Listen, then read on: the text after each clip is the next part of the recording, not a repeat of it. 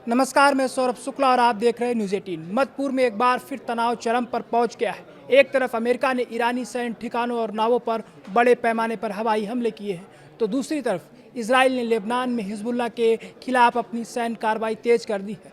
लगातार हो रहे इन हमलों से पूरे इलाके में युद्ध जैसे हालात बन गए हैं। अमेरिकी सेना ने ईरान के कई सैन्य ठिकानों को निशाना बनाते हुए मिसाइल लॉन्च साइट्स और सैन्य नावों पर एयर स्ट्राइक की है। बताया जा रहा है कि इन हमलों में कई अहम ठिकानों को नुकसान पहुंचा है। हालांकि ईरान की तरफ से अब तक आधिकारिक तौर पर नुकसान का पूरा आंकड़ा जारी नहीं किया गया है। वहीं इसराइल ने लेबनान में हिजबुल्लाह के खिलाफ बड़ा ऑपरेशन शुरू किया है। इजरायली एयरफोर्स ने 17 से ज़्यादा ठिकानों पर ज़बरदस्त बमबारी की है। इस दौरान करीब 85 मुंसन्स का इस्तेमाल किया गया। इजराइल डिफेंस फोर्स यानी IDF का दावा है कि टायर इलाके में हिजबुल्लाह के 10 कमांड सेंटर, हथियारों के गोदाम और कई बुनियादी ठिकानों को पूरी तरह तबाह कर दिया गया है।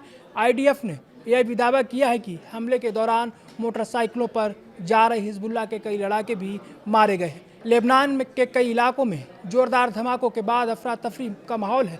इसराइल ने बेका घाटी समेत कई इलाकों में लगातार एयर स्ट्राइक की है। मीडिया रिपोर्ट्स के मुताबिक इन हमलों में अब तक कम से कम 7 लोगों की मौत हो चुकी है, जबकि कई लोग घायल बताए जा रहे हैं। रिपोर्ट के अनुसार मसगरा इलाके में हुए एक बड़े हवाई हमले में 5 लोगों की जान चली गई है।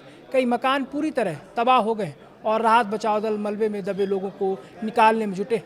वहीं अल सियाद इलाके में भी एयर स्ट्राइक में 2 लोगों की मौत और 2 लोगों के घायल होने की खबर है। लेबनान पर हमलों के बाद अब इसराइल को जवाबी कार्रवाई का डर भी सताने लगा है। इसी को देखते हुए उत्तरी इजराइल के सीमावर्ती इलाकों में नई सुरक्षा पाबंदियां लागू कर दी गई।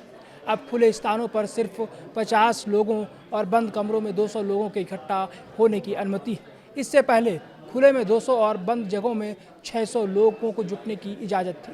सुरक्षा हालात को देखते हुए उत्तरी इजराइल के कई इलाकों में स्कूल भी बंद कर दिए गए हैं। मध्य पूर्व में बढ़ते तनाव ने पूरी दुनिया की चिंता बढ़ा दी है। अमेरिका, ईरान, इसराइल और हिजबुल्लाह के इस बीच बढ़ती सैन्य कार्रवाई आने वाले दिनों में और बड़ा रूप ले सकती है।